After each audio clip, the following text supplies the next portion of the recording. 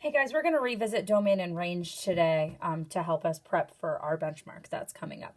So there are a lot of different ways we write domain and range. Let's look at this line first. If you recall, the left and right sides of a line are going to be arrows, which means they go on forever. And since domain tells us how wide our graph is, or all of the x values, there's really no end to what you can input for x. So for this line, our domain is going to be all real numbers, and that's the case for every line that you can draw. And if you recall, we use this R with the extra vertical line in it to represent that all real numbers.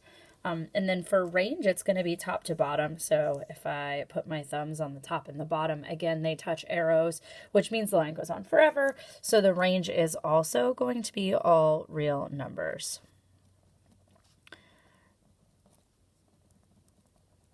Now, sometimes we're not dealing with a line, we're dealing with something that looks a little bit different, which is going to be like these that you see on the worksheet today.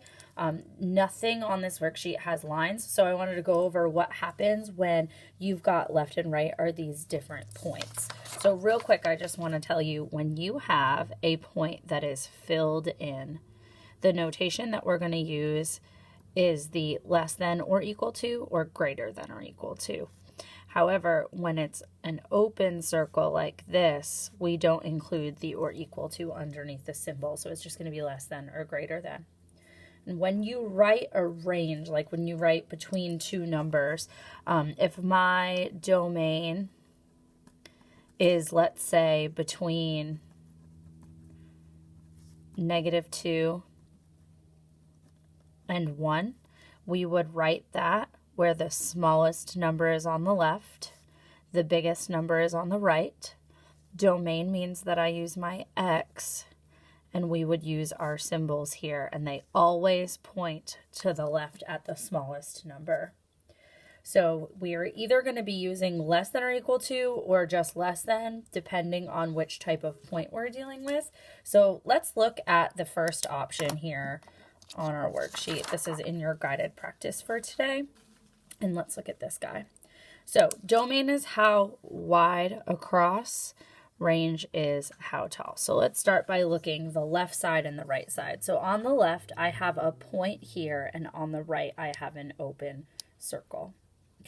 This left-hand point is at -3, so that's going to be my first number. And then the circle on the right is at 2, so that is my bigger number. X goes in the middle. And then because my left point is filled in, I use my less than or equal to. And then because my point on the right is open, I just use less than. And that's how I do the domain when it stops at specific values.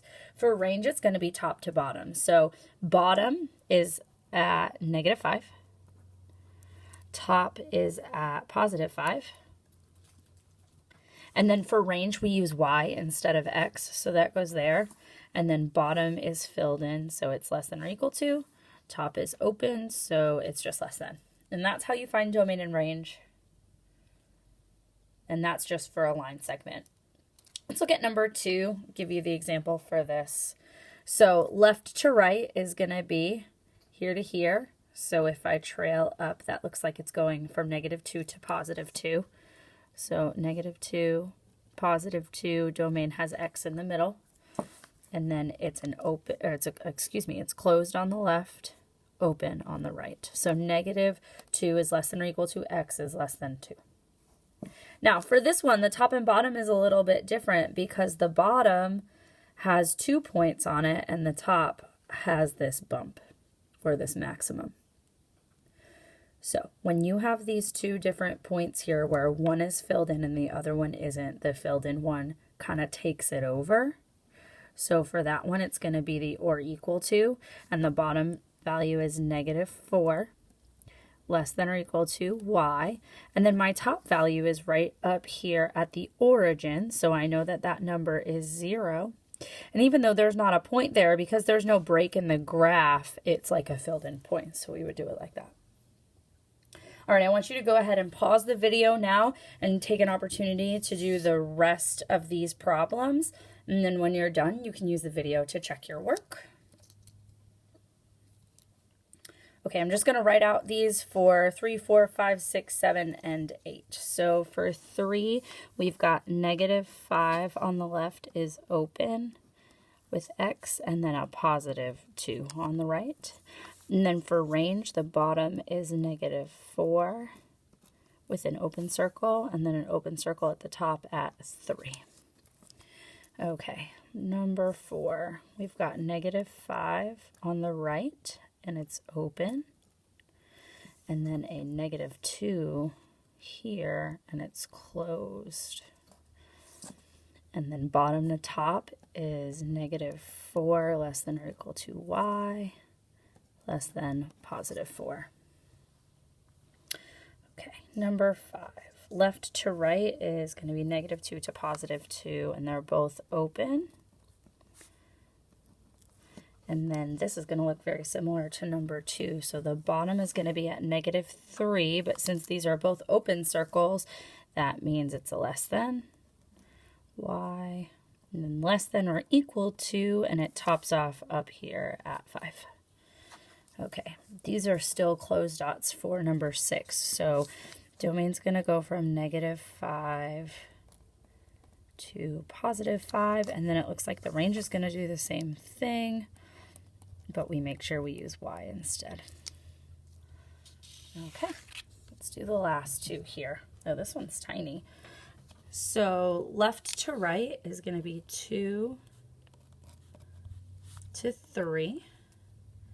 And they're both open, so no or equal to symbols. And then for the range, bottom to top, it looks like it goes from 1 up to 3.